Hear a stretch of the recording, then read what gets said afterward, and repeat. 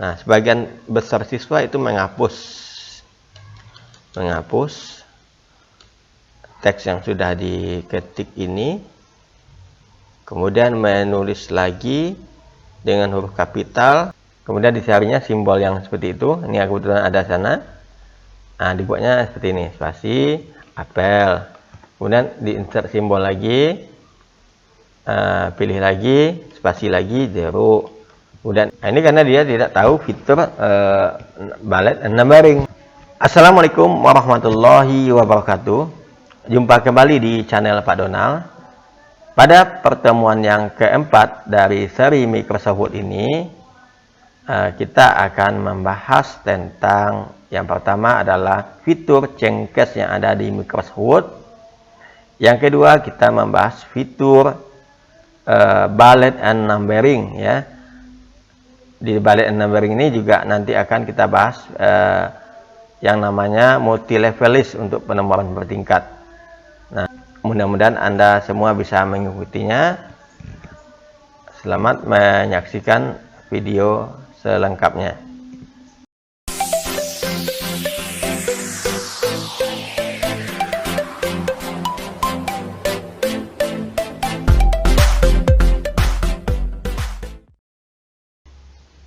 Baik, kita buka Microsoft Word kita. Kita buka dengan cara double klik pada icon yang ada di desktop. Nah, di sini kita tidak menggunakan latihan yang kemarin, tapi kita membuka blank dokumen saja ya. Blank dokumen, kita buka, berarti dokumen yang masih kosong. Nah, kita ketik misalnya latihan ya. Kebetulan nanti di modul ada latihan seperti ini.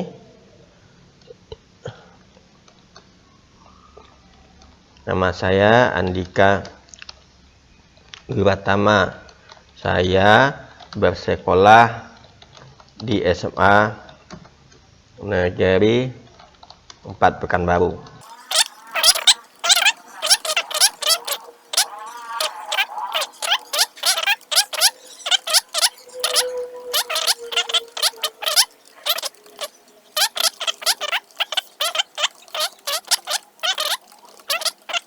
Nah, misalnya ini ada tugas yang diberikan kepada peserta pelatihan kursus komputer. Nah, ini adalah paragraf pertamanya. Nah, ada sebagian siswa yang saya temui itu setelah mengetik seperti ini, kemudian saya suruh untuk mengubah menjadi huruf besar semua. Nah, sebagian besar siswa itu menghapus teks yang sudah diketik ini, kemudian menulis lagi dengan huruf kapital dengan cara menghidupkan caps lock-nya. Padahal ini sudah satu paragraf, sudah banyak tulisan yang diketik. Nah, nama saya Andika Wiratama. Nah, seharusnya sebagai seorang pelajar yang berpikir kritis, kita mempertanyakan, tidak mungkin komputer yang sangat canggih ini tidak menyediakan fitur untuk mengganti huruf besar menjadi huruf kecil, atau sebaliknya, fitur yang mengubah huruf kecil menjadi huruf besar semua. Nah, berarti komputernya kurang canggih kalau memang hal tersebut tidak bisa dilakukan. Nah, untuk itu sebenarnya, ini saya unduh lagi ya, Ctrl Z tadi, unduh. Seharusnya siswa tersebut bertanya kepada guru yang mengajar bagaimana cara mengubahnya. Nah, itu yang akan kita pelajari pada sesi pertama ini. Tinggal caranya gampang sekali, tinggal di blok saja teks yang akan diubah dari huruf kecil ke huruf besar atau sebaliknya. Kemudian kita klik pada tab home atau pada menu home ya. Pada grup font itu ada di sini tulisan, ada ikon seperti huruf besar dan huruf kecil ya. AA itu namanya adalah change case ya. Nah, di samping sebelah kanannya itu ada seperti tanda segitiga menghadap ke bawah ya. Segitiga kecil itu kita klik di sana. Nah, di sini ada pilihan ya. ada sentence case. Itu artinya kita mengubah format tulisan kita menjadi huruf besar hanya di awal kalimat saja ya. Jadi ini berapa kalimat ini? Kalimat itu ditandai dengan titik ya. Berarti ini satu kalimat. Sampai sini. Ini satu kalimat. Ini satu kalimat. Berarti setiap kalimat itu diawali dengan huruf besar. Ini. Oke? Itu yang sentence case. Jadi yang pertama namanya adalah sentence case ya. Huruf besar di awal kalimat. Oke, kita bahas yang kedua. Namanya adalah lower case. Nah ya. Lower case itu artinya huruf besar, huruf kecil semua. Nah, huruf kecil semua ya. Huruf kecil semua kita pilih sini lower case, maka dia akan menjadi huruf kecil semua. Walaupun tadi ada yang terketik sama saya, tadi ada huruf besar di sini, ada huruf besar di sini. Maka setelah kita ambil lower case, dia menjadi huruf kecil semua ya. Nah, ini juga misalnya kita ubah menjadi lower case. Oke, huruf kecil semua kan? Ini kita ubah menjadi sentence case tadi ya. Oke. Yang ketiga, namanya adalah upper case. Nah, upper ya. Upper case. Upper case ini adalah huruf kapital ya. Kapital atau huruf besar. Atau huruf besar semua. Jadi kita blok, kita ambil di sini yang upper case. Gitu ya. Selanjutnya ada lagi namanya di sini capital S word. Kapitalis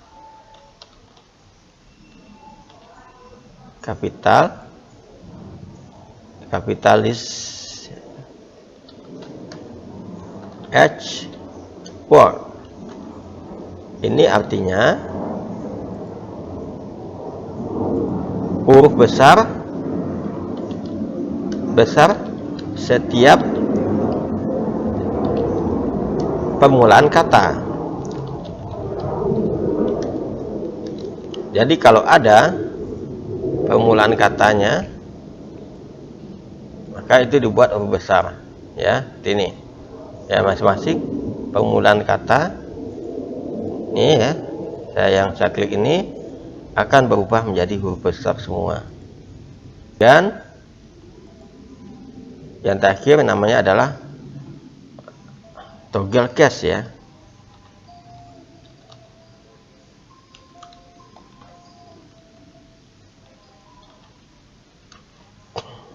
Ini artinya huruf kecil di awal setiap kata. Kebalikan dari capital S word tadi ya. Nah, ini tampilannya seperti ini. Toggle case. Oh gini ya, kalau toggle case ini kebalikan dari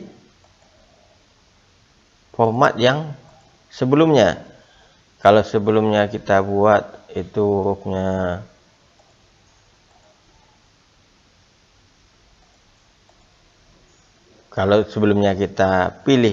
kita ketik hurufnya kapital, dia akan berubah menjadi huruf kecil. Kalau sebelumnya dia adalah huruf kecil, dia akan menjadi huruf kapital. Nah, ini ya. Ini case tadi huruf besar. Kalau saya ubah, mana case itu menjadi huruf kecil tadi ya. Nah, awalnya seperti ini. Ini huruf kecil semua. H kecuali H-nya. Maka kalau kita ubah toggle case, H-nya aja huruf kecil, yang lain huruf besar. Jadi kebalikan dari kalimat atau dari kata yang semulanya. Nah ya, itulah tentang change case. Untuk pengaturan Cengkes ini sebenarnya kalian tidak usah terlalu ribet untuk masuk ke menu ya, ke menu tab home. Ada shortcutnya ya, ada shortcut yang bisa kita pakai. Jadi shortcut untuk Cengkes ini adalah dengan cara menekan shift kemudian tekan F3 ya. F3 itu yang ada apa namanya, tombol-tombol function yang ada di atas ini. Nah, itu yang akan kita ambil untuk penekanannya. Caranya kita blok teks kita, kemudian kita tekan tombol shift tanpa kita lepaskan. Kita tahan ya. Kemudian tekan F3, maka akan berubah menjadi huruf besar semua. Kemudian kita tekan lagi F3, shift-nya jangan dilepas dulu, maka akan berubah huruf kecil semua. Kita tekan shift F3 lagi, maka akan berubah menjadi huruf besar di awal kalimat. Nah, jadi untuk shift F3 ini hanya 3 perintah saja yang bisa laksanakannya ya. Pertama adalah sentence case, yang kedua itu lower case, dan upper case. Nah, jadi jangan sampai nanti kalian seperti yang pertama tadi mengetik ulang gara-gara salah dalam memilih huruf besar atau huruf kecilnya. Oke ya, itu materi tentang yang namanya adalah Cengkes ya. Cengkes atau mengganti jenis huruf ya. Oke, selanjutnya pada pertemuan ini kita akan membahas tentang bullet and numbering. Nah, ini ya, misalnya kita ingin pindah ke halaman berikutnya ya. Ini gampang sekali caranya. Misalnya ini akan kita tempatkan di halaman berikutnya ya. Tekan saja Ctrl Enter. Tekan tombol Ctrl di keyboard, tekan Enter. Maka dia akan masuk ke halaman kedua. Nah, apa pula itu yang dimaksud dengan bullet and numbering ya? Fitur bullet and numbering digunakan untuk membuat atau menambahkan penomoran otomatis baik dengan bullet atau simbol atau dengan angka atau huruf. Oke, kita coba membahas satu persatu. Kita coba dulu yang numbering ya. Jadi kita bahas yang pertama numbering dulu. Numbering ini adalah penomoran secara otomatis ya. Penomoran secara otomatis. Jadi kalau kita mengetik kalimat yang didahului dengan penomoran di depannya, misalnya kita mengetik Pancasila ya. 1. Ketuhanan yang Maha Esa.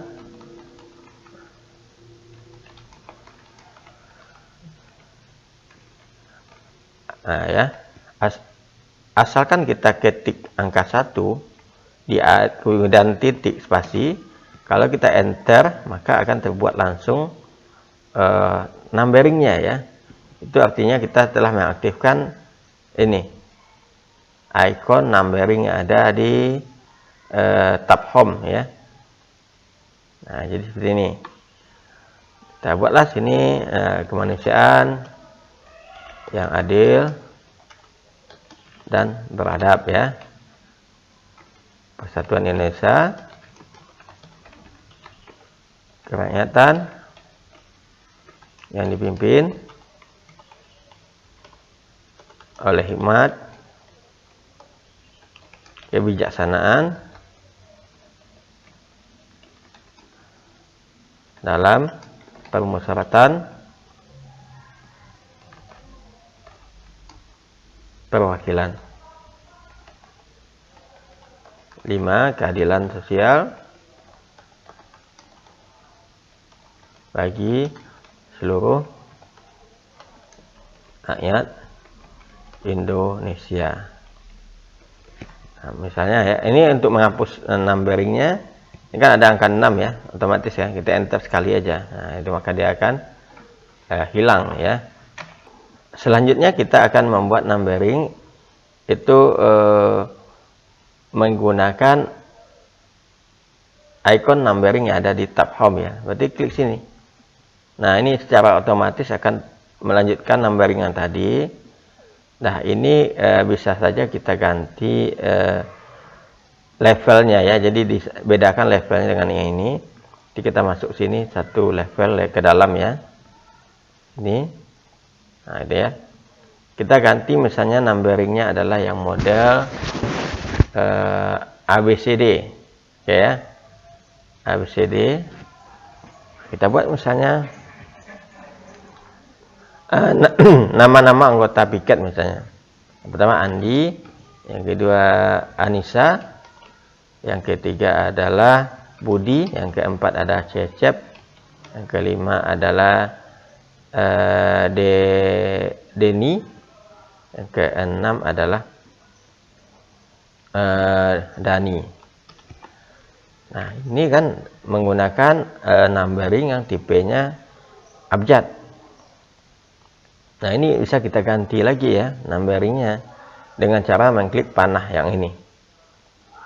Nah, panah yang segitiga ke bawah ini kita ganti misalnya yang model angka Romawi juga bisa ya. Atau menggunakan model angka Romawi yang huruf kecil juga bisa. Kemudian untuk pengaturannya nanti ini tinggal ditarik saja pada inden yang pernah kita pelajari kemarin ya. Kita atur misalnya ini sejajar seperti ini, nah, atau seperti ini ya. Kita klik sini, boleh juga menggunakan digress indent. Nah, sejajar dengan sini. Ini juga ya. Nah, ini kalau disamakan levelnya dia akan sama pula angkanya. Oke, itu tentang numbering ya, tidak terlalu susah. Tinggal diubah-ubah saja di sini jenis numberingnya. Kemudian untuk balet ya, balet ini adalah penomoran seperti numbering juga, tapi di depannya ini bukan angka, tapi berupa karakter ya, atau berupa simbol. Jadi kita membuat list ya, atau daftar menggunakan simbol di depannya ya. Nah, pernah saya tes waktu itu siswa ya membuat seperti ini. Misalnya daftar nama buah yang dijual di toko buah Ginting. Dan saya buat misalnya seperti ini: apel, jeruk, kemudian ada mangga, kemudian ada nanas, ada buah apa ya, alpukat. Nah, ini kita ganti menjadi yang seperti, nah numberingnya baletnya yang seperti ini misalnya, yang ada seperti olahraga angkat besi gitu ya simbolnya. Kebetulan ada di sini, saya ambil yang itu. Nah, ada siswa karena dia tidak tahu dia fitur numbering, tapi dia tahu fitur insert simbol, maka siswa tersebut mengerjakannya seperti ini: insert simbol, dia insert, pilih simbol, kemudian dicarinya simbol yang seperti itu. Ini kebetulan ada sana.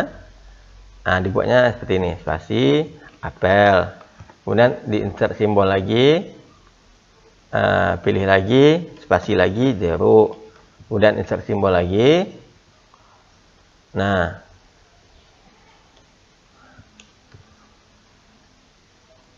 pilih lagi yang seperti tadi. Nah, ini karena dia tidak tahu fitur balet numbering, dia tahunya fitur simbol saja, sehingga membuatnya seperti ini. Nah, seperti ini tentu akan lama nanti membuatnya. Nah, kalau memang hanya 5 mungkin gampang ya, tapi kalau data list ini sampai 20 misalnya, tentu akan memakan waktu yang lama membuat seperti ini. Ditambah lagi mungkin tidak rapi ya. Ada yang spasi 2 kali, ada spasi yang sekali. Mungkin ada di sini terspasi pula ya. Sehingga dia tidak rapi pengaturannya ya. Nah, sehingga tidak rapi ya. Nah, ini pun tidak dianggap sebagai penomoran ya. Hanya insert simbol saja. Nah, itu ya. Jadi harus dipahami untuk membuat numbering itu ya di lewat sini dia, di icon numbering, bullet and numbering ya. Untuk membuat bullet itu kita ambil di icon bullet sini. Nah, icon bullet ini bisa kita change atau kita ganti dengan icon yang lain dengan cara mengklik di sini nanti define new bullet ya. Jadi kalau kita klik panah yang ke bawah sini, pilih define new bullet ya. Pilih define new bullet, kemudian pilih simbol ya. Kemudian kita carilah di sini jenis font ya. Kebetulan sini sudah muncul font Webding.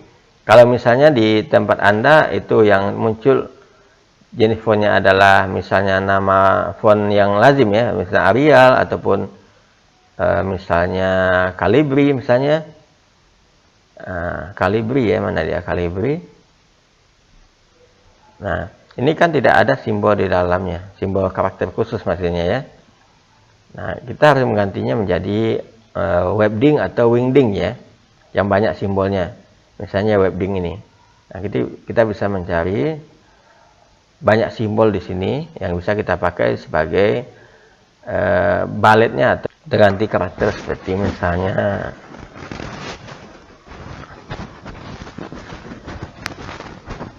tanda checklist seperti ini ya. Oke. Nah, ini hasilnya seperti ini. Maka kalau kita sudah kita ambil sekali, simbol yang kita ambil itu akan muncul di sini. Di dokumen bulletnya. Ya. Muncul ya ada karakter atau simbol yang kita ambil. Nah, itu tentang bullet ya. Bullet itu penomoran ya, tapi dia menggunakan untuk pembuatan list ya. Jadi bullet itu seperti penomoran atau numbering juga, tapi dia berupa simbol di depan list yang kita buat. Selanjutnya yang tidak kalah pentingnya di sini masih di keluarga bullet and numbering itu ada namanya multi level list ya. Multi level list ini adalah penggabungan atau penomoran bertingkat. Jadi dia penomorannya itu bertingkat ya. Bisa digabung antara bullet dan numbering ya, ataupun hanya numbering saja ataupun hanya bullet saja, tapi dia bertingkat. Ada level-levelnya. Sebagai contoh kita buat latihan seperti ini misalnya. Nah, cara menanam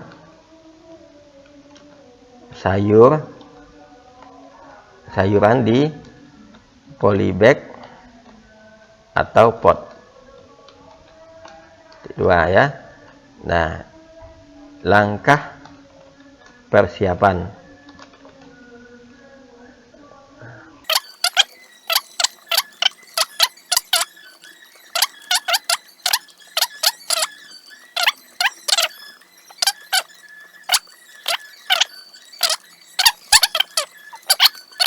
Kita kontrol enter aja ya untuk pindah ke halaman berikutnya. Kemudian kita ganti saja, ini kan huruf besar semua seperti kita pelajari tadi menggunakan jengkes ya. Kita pilih aja sentence case seperti ini. Nah, kemudian ini kita buat tahapan-tahapannya itu bertingkat nanti penomorannya nih. Kan ada langkah persiapan namanya ya, ada langkah penanaman ya. Ini masing-masing ini adalah induknya. Kemudian ini bawah itu adalah subnya atau anak-anaknya ya. Nah, ini seperti ini. Ada 3 induknya ya. Pertama langkah persiapan, langkah penanaman, dan pasca menanam. Ya, jadi ini yang adalah subnya atau anaknya ya. Ini. Ya, ini bagaimana caranya? Caranya gampang saja ya. Kita blok saja. Kemudian kita pilih sini multi level list. Kemudian kita pilihlah jenis multi level list ya. Kebetulan yang ada di sini ada A, kemudian A kecil, dari sini 1 dan A ya, atau yang 1111111. Nah, kita ambil aja yang ini misalnya, yang ini tengah sini ya. Kemudian yang untuk anaknya atau yang sub levelnya, kita ambil yang sini nanti untuk masuk ke level ke dalam satu level itu adalah increase indent. Jadi ikonnya ini ya, increase indent ini kita klik. Nah, kemudian kita ini juga increase indentnya kita klik. Nah, syaratnya di blok dulu. Ini setiap sub level kita blok, kita klik increase indent. Nah, itu untuk masuk ke satu level ke dalam ya. Kalau kita ingin mengembalikan ke level sebelumnya ya, berarti kita kebalikannya, decrease indent. Nah, ini kembali dia sebagai induknya ya. Kalau kita ingin menjadikan dia sub bagian, kita ambil increase indent. Nah, itu namanya adalah penomoran bertingkat. Nah, gampang saja ya. Kalau kita ingin mengganti ini misalnya satu ini menjadi A misalnya, blok saja nanti ya, pilih yang panah ke bawah ini pada multi level list ya, pilih define new multi level list. Nah, ini ya, pada level 1 kita modifikasi menjadi huruf A ya. Oke kan, berubah dia kan. Kemudian sub levelnya kita ubah juga misalnya menjadi angka, maka kita ambil sini define new, ambil multi level list, define new multi level list, kita ganti sub level nomor 2 ya, nomor 2 kita ganti menjadi 1 2 3 guna oke kan. Nah, ini ya cara menggunakan multi level list. Nah, terakhir latihan ini kita simpan saja, file save ya, karena kita belum pernah menyimpan sama sekali. Kita ambil save atau save sama saja ya. Kita ambil folder kita kemarin, yaitu folder Kusmet yang ada di data D. Nah, ini kita buat namanya adalah filenya ya, latihan Cengkes dan ballet and numbering. Oke ya, gampang ya.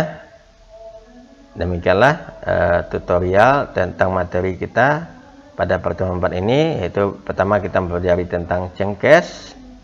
Jadi ada shortcutnya tadi menggunakan Shift F3. Kemudian ada tutorial yang kedua, cara penggunaan ballet and numbering ya.